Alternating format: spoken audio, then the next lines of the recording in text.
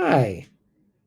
So this week, wanted to talk about a topic that's been on my backlog for a little while, and it came up in a discussion last week. So I figured now is a great time to talk about it. So enlightenment is not a great translation of the Buddhist concept of Bodhi.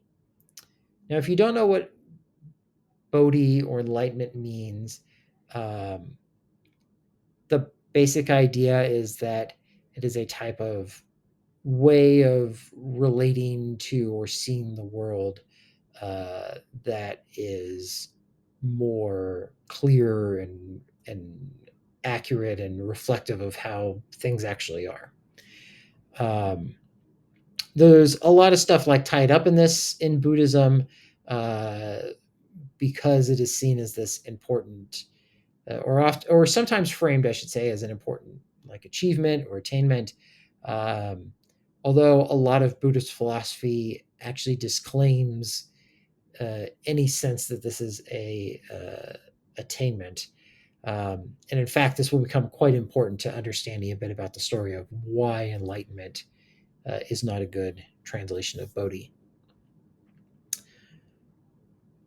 So we get this translation from a guy named Max Mueller who lived in the 1800s. He was a philologist at Oxford. He was originally from Germany, but came over. And he was heavily involved in the translation of Indian texts. Um, for context, uh, you know, this is during the period when Europe is really expanding colonially across the globe. It's not been too long since the British had taken over India, and there was suddenly this massive exchange of ideas between uh, Europe and India, and there were tons of these like Indian texts that Europeans were very interested in. They were translating them, trying to make sense of them, and Mueller was central to this project. It's also important to note for this story that I would say it's fair to count him among the German romanticists. He seems to have, really been sympathetic to that philosophical movement, um, to arguably have been a part of it. Um and that means that when he was doing his translations, he brought in a lot of ideological biases that came as part of Romanticism. And in particular, relevant to Bodhi, this idea that the highest good uh, was this type of authenticity, this sense of finding one's own true nature, um, and expressing that through various means. So this is all relevant because the word Bodhi has a fairly straightforward translation. It just means awakening or to wake up. And the metaphor uh, used in Buddhism is that obviously it's like we are normally in this like slumber of delusion and confusion. You might say that it's a dream, and that through practice one can wake up from these delusions, from this dream, uh, to live an awakened life of awareness of what's actually going on. So, straightforward enough. How do we get to enlightenment, though, from this idea of awakening?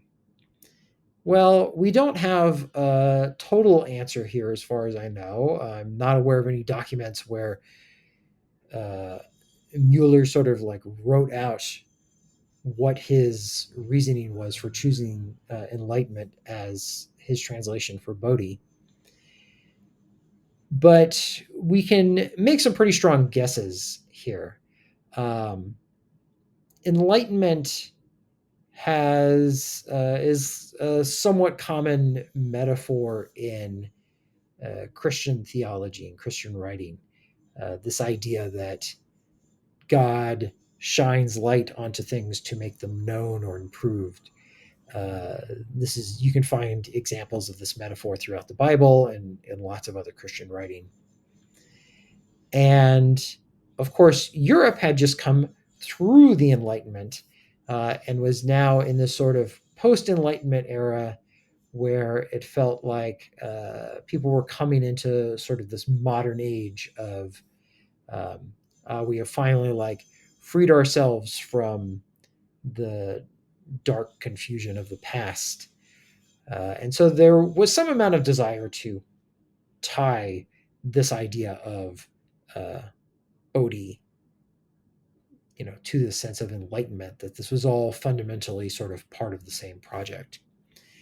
Um, Additionally, uh, as I mentioned with, sort of the like German romanticist, um, you know, like philosophical leanings of Mueller, there is this additional component of wanting to treat Bodhi as a type of shining light on to one's true nature or true self and revealing it, which is, just to be clear, not reflective of the general understanding in Buddhism of what Bodhi is, um, but it was a uh, you could argue that this is a like for the time an ideologically biased interpretation uh, based on their limited understanding of those texts at the time. And so that's where this translation seems to come from. Now, somewhat unfortunately, Enlightenment became a very popular translation, I imagine because it fit well intuitively with many people's understanding of the world, and so it really took off. Um, I don't know that there was any. This is not like a deliberate attempt to like confuse people. I think um, it is just sort of following the natural incentives of trying to find explanations that are intuitive, and it's just what worked for people at the time. Of course, today we thankfully have much better access to understand these texts as they were originally intended and to understand the ideas within Buddhism as they are meant. And that means that we've been able to figure out that, okay, enlightenment is actually not a great translation, and awakening is perhaps better.